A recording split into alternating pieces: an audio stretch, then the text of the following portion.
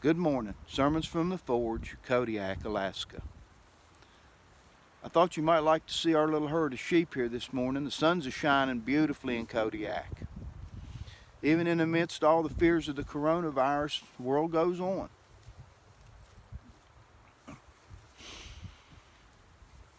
And maybe one thing we've seen is the commonality. You know, we've got a lot more in common, folks, than we have different. And if we took our text this morning, John chapter 7, verse 24, this is something Jesus said. Judge not by the appearance, judge by the judge of righteous judgment. Well, what's that mean? Well, people say, well, you shouldn't be judging. Well, you're going to be judging, folks. You make 100, if not 1,000 judgments every day. It's impossible to say that. But it's not impossible for you to follow the direction that the Lord gave and judge not on the appearance, but judge on the things of the divine. Now you can do that. And when you do that, what you'll find is that we're a lot more alike than we are different. The media in this country and the government thrive on driving us apart. That's the way they make their living.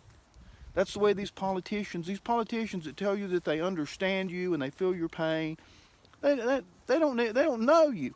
They have no idea about your pain. These are millionaires acting like that they know that, and they don't.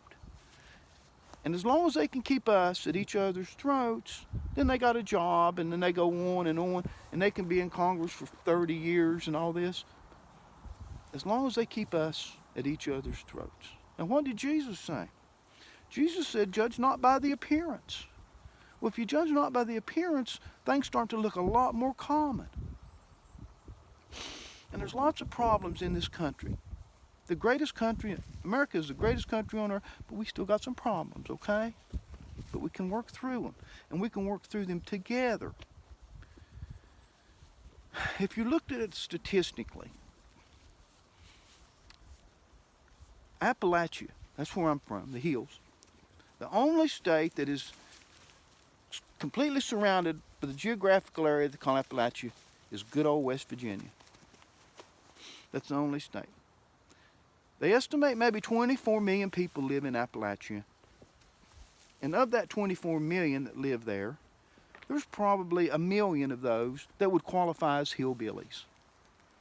Everybody in West Virginia is not a hillbilly. Everybody's not a mountain person. There's probably that percentage though, about 1 million. And probably the last people that it's okay to make fun of and all of that, everybody thinks it's okay to make fun of hillbillies. I think it's okay to make fun of hillbillies. But the point I'm trying to make is that statistically there's not very many hillbillies. Blacks in this country, 13% of the population's black.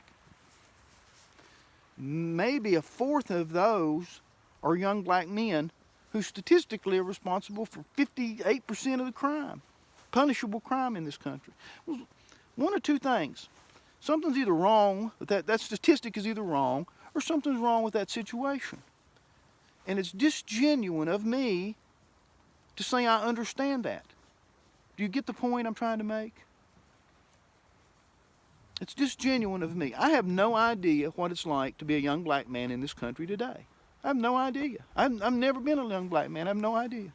I have no idea the challenges and what it's like to be a gay person, a lesbian person, a bisexual person, a transsexual person. I have no idea the challenges that these people face. I have zero idea. It's disgenuine for me to say I do. If I was running for election, get up there and say I understand your problem. I don't understand your problem. They don't understand your problem. But if we follow this thing of Jesus here, if we follow that, he says don't look at the outward appearance. Well, the things that I just described, a hillbilly, a black person, a young black person, criminal, a person with sexual differences than what you would think would be normal, all of those things don't define who the person is. That's what the media wants to define you as, and the government. That doesn't define you. What defines you is what's in here with Jesus Christ. And the Lord says that. Don't, don't judge on the appearance, okay? And that's hard to do, isn't it? Really hard to do. Because everything that you see on TV is driven towards them and us. Keep us apart, keep us arguing, keep us fighting, keep us afraid of one another. Therefore, we cannot be together and we cannot change things, okay? If that statistic is correct about young black men being responsible for over half of the violent, severe crime in this country, if that statistic is correct, if it is, then something's wrong. Unless you think when these little children are getting up in the morning saying, I'm going to be a criminal when I grow up, and then no child does that. No child wants to be a criminal when they grow up, okay? Then something's happening along the way that is causing that to happen. Now, does that mean that the opportunities aren't there? I don't know the answer to that, but that's a problem that needs to be solved. But before a problem can be solved, you have to be honest and recognize that there's a problem, okay? That there's something wrong. You have to be honest with that. And all these other groups that make up the United States, I think about 18% of the population's Hispanic.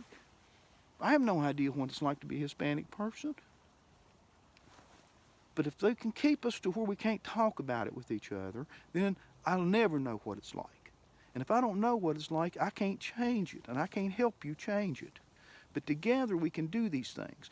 Together we can defeat all types of diseases, and we can have a better life together. And that's what the Lord wanted for us. He wanted us to be together. The Lord didn't try to crack people into different groups and pit people against each other. John 7:24. Think about it. Stay safe. I'll see you next Sunday.